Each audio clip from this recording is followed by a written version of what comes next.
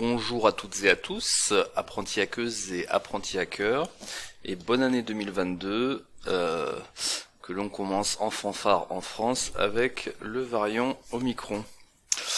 Et d'ailleurs, aujourd'hui on va s'atteler à attaquer la machine Knife, qui comme on va le voir, est un petit peu liée au monde médical, même si finalement les vulnérabilités dessus sont très classiques à l'IT. Et j'en profite pour dire que dans le monde médical, on a évidemment, pour celles et ceux qui ne savent pas, il y a énormément de soucis de sécurité informatique liés à l'historique et au manque de budget et au fait que c'était pas la priorité dans le médical, la sécurité informatique. Et par contre, on a peu sur Hack the Box et sur les différentes plateformes d'entraînement de cibles qui sont on va dire, par exemple, des IoT du monde médical, puisque évidemment, c'est pas facile à convertir en VM. Et c'est pour ça que j'ai pas trouvé de cible plus intéressante que Knife. Mais Knife est une machine super intéressante quand même. On va voir pourquoi. Et j'en profite donc déjà pour parler de la hackeuse de la semaine, Gabrielle Hempel, qui a notamment donc publié cette recherche sur donc tout ce qui est hacking de périphériques médicaux. Donc si c'est un sujet qui vous intéresse, n'hésitez pas à creuser. C'est énormément d'actualité avec le Covid et ça va être de plus en plus d'actualité, je pense, ce genre de problématique. Bien, alors tout ceci étant dit, démarrons la machine sur laquelle j'ai déjà fait le scan and map en amont pour gagner du temps comme à chaque fois. Et donc très très classique, on a deux ports ouverts, le 2280, SSH et web. Donc commençons comme à chaque fois à regarder le 80 qui est le plus intéressant. Sur notre cible qui est la 1010 242. J'ai dû oublier d'enlever le proxy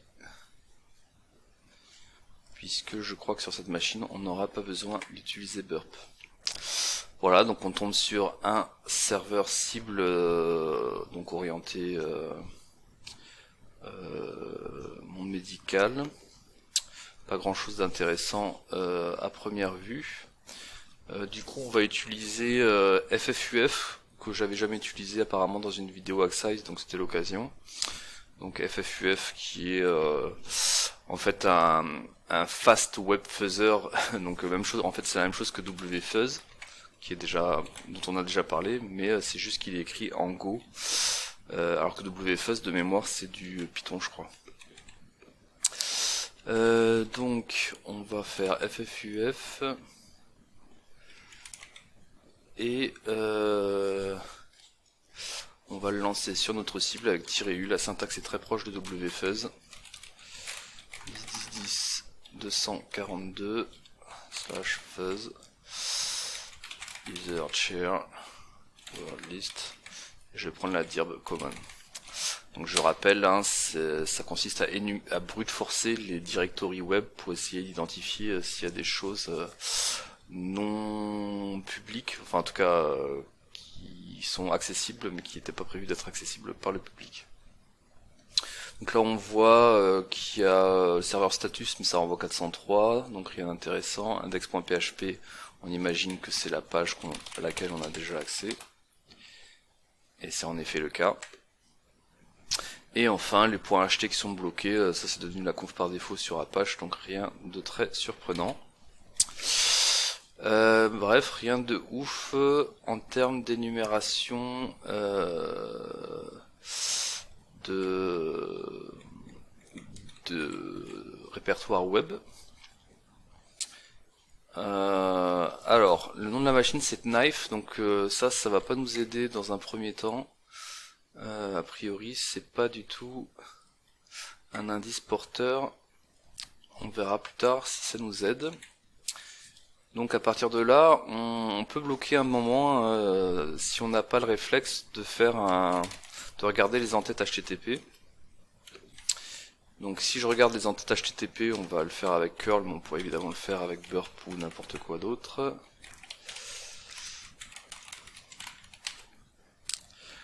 On voit que la cible c'est du PHP 8.1.0-dev. Et là, si on cherche sur internet, faisons-le d'ailleurs. Hop. Tac. On va le chercher directement. PHP. Je vais faire un copier-coller de la version.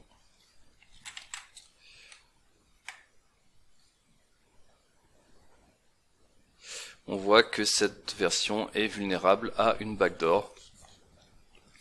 Donc backdoor, c'est, je rappelle, un backdoor donc pour porte arrière, c'est donc dans le monde de la sécurité informatique, c'est un logiciel, une porte dérobée qui offre une fonctionnalité inconnue de la personne qui l'utilise légitimement et qui donne un accès secret au logiciel.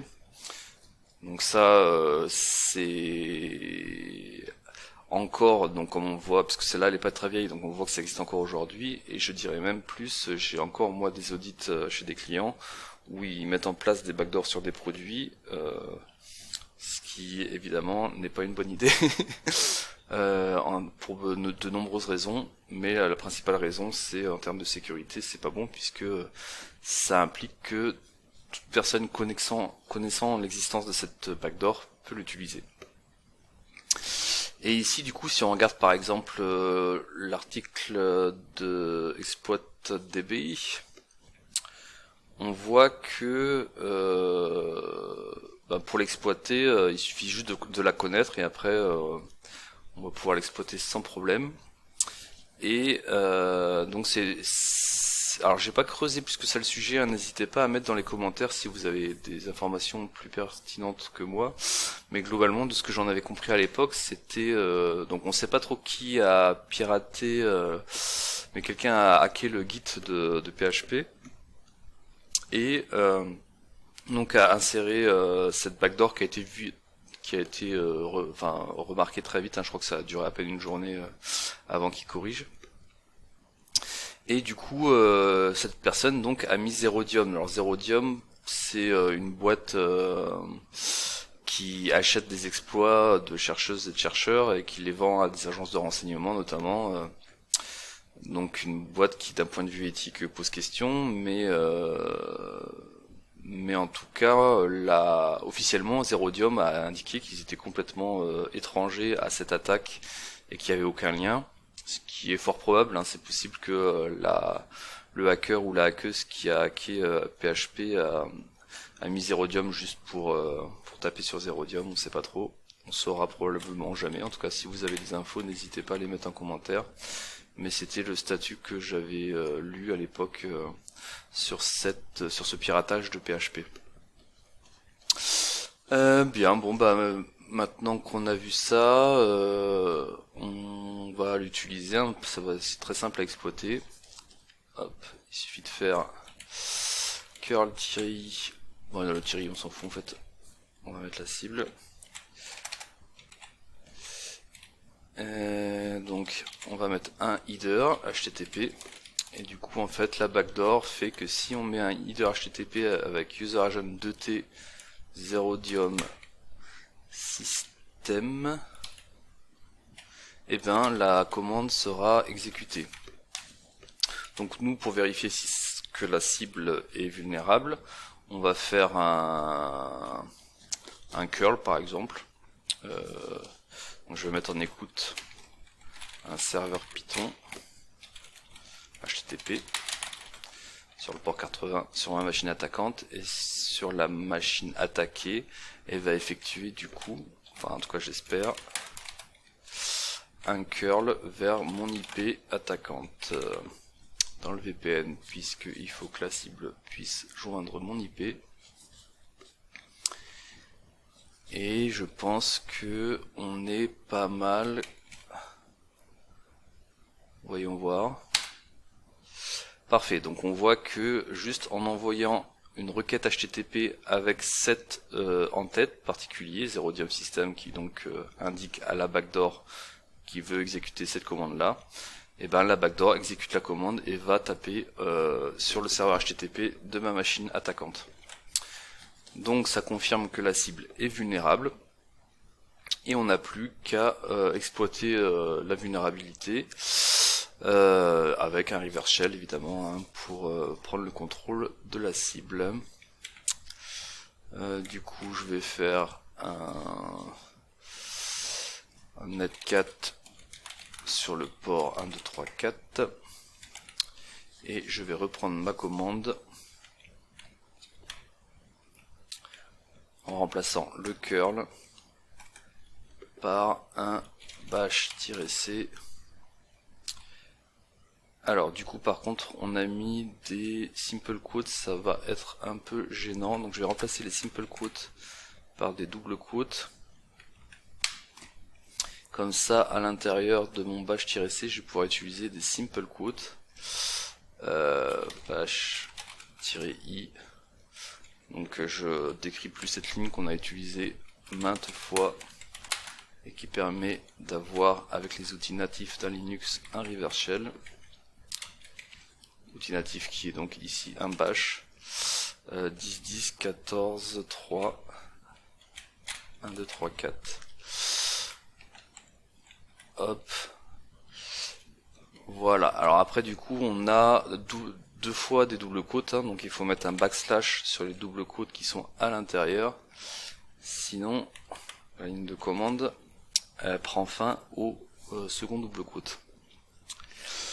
Ça me semble pas si mal, voyons ça. Parfait. On obtient notre reverse shell sur la cible. Et je pense qu'on a déjà accès au premier flag. /James. Il est là. -c4 user. Parfait. Donc première étape faite, et c'est ici qu'on va vite se rendre compte pourquoi la machine s'appelle knife, puisque si je fais un sudo -l pour lister ce qu'on peut faire en sudo, on voit qu'on a le droit d'utiliser knife. Alors knife c'est quoi? C'est un outil en ligne de commande qui permet, qui offre une interface entre ce qu'ils appellent le chef serveur et la repository du chef local. Donc ça a trait au vocabulaire de la cuisine. Et du coup, bon, en fait c'est pas très compliqué, hein, cette machine elle est relativement simple. Hein, on a même plusieurs méthodes pour exécuter du code en tant que root avec cette configuration sudo. Et du coup moi je vais utiliser celle que je trouve la plus marrante, puisque elle permet d'élever ses droits en listant les utilisateurs. Donc il y a encore un côté, on pense faire une action mais derrière on fait une action cachée, un peu comme la backdoor de la première étape. Donc allons-y. Donc l'idée c'est, je vais dans un répertoire sur lequel j'ai le droit d'écrire. On va aller sur thème, comme ça c'est plus simple. J'écris dedans exec bin bash -i,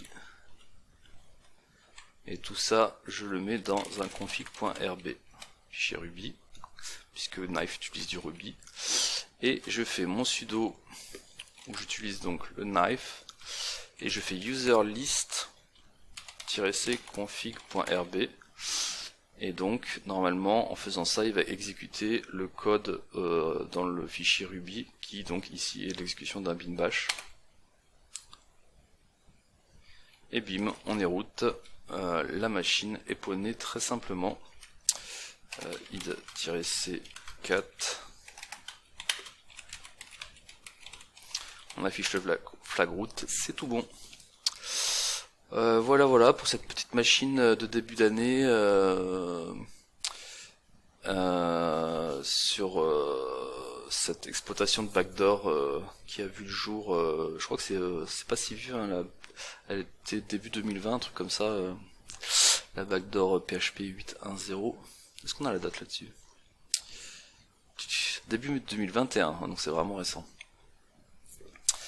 Donc d'un point de vue Blue Team, qu'est-ce qui fait qu'on a pu la poney? Bah du coup évidemment le fait que la version de PHP était pas à jour et était malheureusement la mauvaise version qu'il fallait absolument pas déployer sur le serveur. Et après, mauvaise configuration sudo, le gros classique. Ça en entreprise on le voit de moins en moins parce qu'il y a de plus en plus d'entreprises parano qui interdisent l'utilisation de sudo sur les machines Linux. Voilà pour cette machine. Du coup ouais, cette année je commence avec un planning bien chargé, donc je vais pas pouvoir tenir le rythme une vidéo toutes les 2 semaines que j'avais pu tenir en 2021. Donc je vais plutôt faire des vidéos au fil de l'eau en fonction de la disponibilité que j'arrive à trouver. Donc voilà, vous attendez pas un rythme aussi régulier que l'année dernière, mais je vais continuer à alimenter cette chaîne Hacksize. N'hésitez pas à laisser des commentaires et je vous dis à la fois prochaine pour faire un pas de plus vers le niveau 1 hacking de Lisbeth Salander.